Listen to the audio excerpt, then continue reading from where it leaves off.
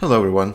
This is a week off from my normal schedule of videos for this YouTube channel. Me and my wife right now traveling to Czechia, and so I'm making this video a little bit in advance.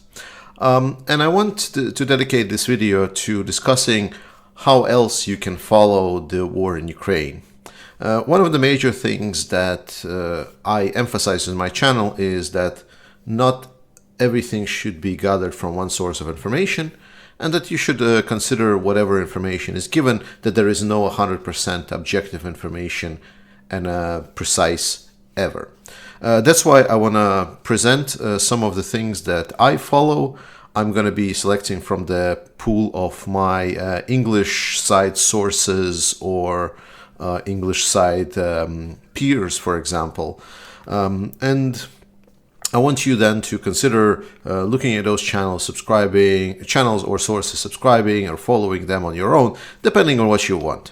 So I want to start this by talking a little bit about YouTube amateurs. So not that much different from what I am, right?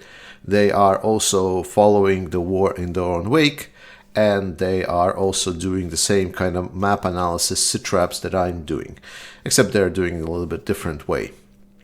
And there's quite a lot of them. I'm pretty sure you can find many of those, more than I list here, but I list here some. And if this is something that you want to follow through, like, this daily updates of what the war is like and what's the situation where the troop movements, what it's doing, then probably the biggest channel that I know of is Denis's channel, and all the links will be in the description. So Denis's channel, he reviews the map and how the map changes this every day. There is also a channel that's called War in Ukraine, Theti Mapping, Combat Veteran Reacts, Military Summary, and so on and so on. As I say, there is a lot of the channels like these. I don't... while my channel does follow somewhat a similar perspective, they are doing this daily, and so if you're really into understanding the situation every day, please follow those channels.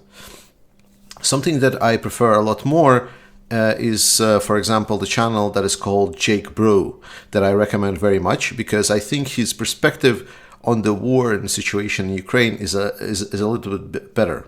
He doesn't have this close understanding of Ukrainian and Russian both mentality and following the Ukrainian Russian sources, but his analysis and findings are very often spot on, and I think he is a little bit better at seeing the bigger picture. So that's definitely something there. Perun is another channel that I would recommend highly if you like military equipment or military discussions, and also like PowerPoints, because that's what his videos essentially are. He really makes those great PowerPoint presentations a little bit more lively, and he goes well into details discussing the military, and that's kind of the big YouTubers that I would recommend that I know of. From there, you can always follow the map on your own. There is a couple of well-known maps. There is a live UA map that you can follow, and there is a deep state map. So both of those are getting updated every day, and there is teams behind them, so you can easily follow what changes and what directions are, especially on live UA map, because they also list some kind of activities that are happening. Then there is also someone on Twitter that I know of, which is called Ukraine War Mapper, and basically that's a project where someone also makes their own version of the war map of Ukraine. This is something you can follow as well. Then we should talk a little bit more about the bigger picture, and obviously the first thing one should follow in this situation I would recommend is following the Ukrainian Ministry of Defense updates. The important thing about those updates is that they are using a sort of a code where the way that they're describing the events that are happening, and those, it takes a while to understand what those codes mean. Like, for example, what is the difference where they say the enemy tried to attempt and was pushed back, and in comparison where the enemy was attempted to push and then suffered losses and was pushed back. So what's the difference between those two? And that's obviously takes some while to understand it, but they provide quite a nice quick overview of what the current battles are. Beyond that, I also would recommend now in English there is availability of probably one of the most, or if not the most popular Ukrainian propaganda, you can say, discussion. It is everyday, like daily diaries between Arestovich and Feigin. These two last names are very significant for any Ukrainian you might know. Arestovich, I believe, is, if I'm not wrong, is advisor to President Zelensky. So he spouts a lot of nonsense very often. So take them with a significant grain of salt. They're bullshitting a lot, but they do give at least a rough overview every day. And thankfully, there is a person who is actually doing live translation of them to English and reposts their videos every day. And they've actually shouted him out as well. So for English speakers, if you wanted to follow something more on the inside in Ukraine, this is a good way to go. If you want something that is more neutral and more fact-based, then obviously some kind of open intelligence platforms are what you're looking for. I would definitely recommend for you Conflict Intelligence Team. I would recommend to you Bellingcat and maybe Institute for Study of War. Like those three teams, they are working very significantly on Ukraine, whereas Bellingcat may be a little bit more works around Russia in general, but those three teams are following the war quite close. Then there is Twitter. So Twitter is very, very important to use if you want to follow the war. Firstly, Twitter is your go-to tool if you want to understand situation on the ground very, very often. How to use this? What you need to do basically is when you hear the news, and for example, if you follow these daily events, right, and I say to you that in this area some kind of a situation is going to be developing. What you can do is then go to the town that I'm showing in the Google Maps. You click on the town, and then you will see the Ukrainian name of the town. Then you take the copy, that Ukrainian name of the town, and then you post it on the Twitter search, and you filter it by the latest. This will give you essentially a live feed for a lot of the captured footage captured by the bystanders. There's going to be a lot of both trolls and misinformation and so on. So it requires heavy filtering. But very often you will find basically information that is essentially coming live from that necessary point of contact of this particular situation. So this really helps understanding the situation on the ground.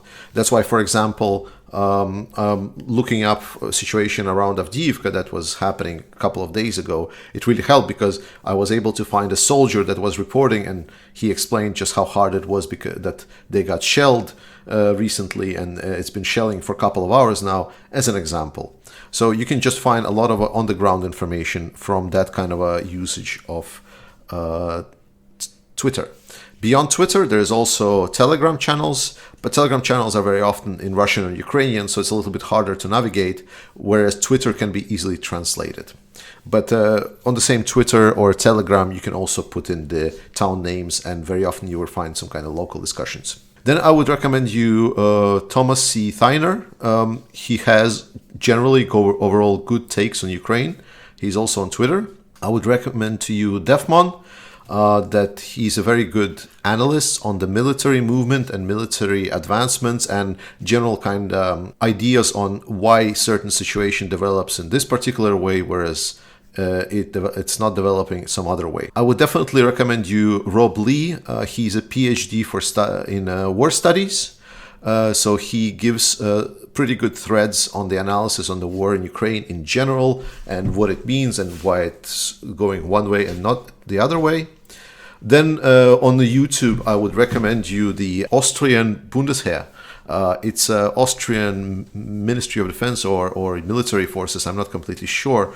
But they are also sometimes doing some kind of either recap or analysis of military movements and the situation around the Ukraine, so you can find some kind of deeper military analysis from the actual army. Whereas if you're more interested into the reasons and thoughts behind some of the ideas, I really recommend Vlad Vexler's channel. He is taking a very significant philosophical approach to this war. So he really goes in depth trying to put together pieces, and he has experience and understanding about the Russian culture and the Russian background, and I think his takes have been so far very accurate. And if you look, for example, some of his videos when the war was starting, like, and then the situation, how it's happening right now, it's definitely super useful. Then obviously I cannot miss talking about actual journalists that are working on this, because one of the things that we would expect is we follow the news,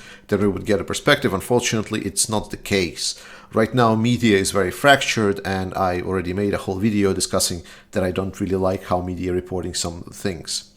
Of actual journalism, the only things that I would note from general media is probably the CNN analysis of war, which is surprisingly, I was never expecting CNN to be the one that I'm referring to, but as I was watching the situation developed on the ground and what they were saying and essentially how they predicted the model was very much on point. Like the analysts that they're using, they're definitely understanding a lot more about the war than, for example, I don't know, like Sky News or something, where they were encircling Kyiv for, 4 months, while everyone else was already saying that the North campaign of Ukraine has already failed for the Russians. So yes, therefore CNN analysis on war is pretty good. Then another things on journalists I would recommend you following is individual journalism, that is either editorials or the pieces on the ground, like when someone is actual journalist that on the field and he's making some kind of report. Those are really good. On the personal names, I would recommend someone like Simon Ostrovsky. He has been showing, he was participating in 2014 when the war started, and he essentially was in Crimea when it got annexed and essentially illegally attached to Russia. So his take is really good. He also actually got captured at some point by the separatists, after which he stopped filming this. I guess it was not a very pleasant experience, let's put it this way. Then there is additional links that I would like to recommend. Firstly, something for me and maybe someone like me, like data nerds, like actual people that like to dig into data. And I can only super suggest you Ragnar Gudmundsson, who is a data analyst from Iceland, if I'm not wrong. I'm sorry if I'm wrong. But he is working really nice, and he made a whole spreadsheet that contains so much overview of the data and everything that's happening in Ukraine that it is hard to hard to overestimate just how much contribution it's doing. And I'm following that spreadsheet very, very closely, and I recommend doing it for anyone who wants to dig into the data and what it says. Beyond that, there is also some Twitter feeds like Russian Officer Tracker, which is following what Russian officers have been killed in Ukraine. And then there is Oryx. It's a tracker that mostly focuses around Russian equipment tracker. They're following the Russian equipment damages, so following all the tanks and other equipment that was destroyed. Then there is kind of the similar version, but it's pro-Russian side. It's called Lost Armor. Don't read any comments or any kind of takes they're making. It's a pro-Russian side. They have been caught essentially lying to their audience in their chats and discussion multiple times, so they are definitely biased takes on there, but you can follow it to see what kind of Ukrainian equipment got destroyed, like and to estimate the losses for the Ukrainians. It's very helpful. Then there is Ukraine Weapons Tracker on Twitter. It is also very useful for the tool to use and see if there has been significant battles. For example, when there was a big battle of Bilohorivka, I instantly confirmed it with the Ukraine's weapon trackers.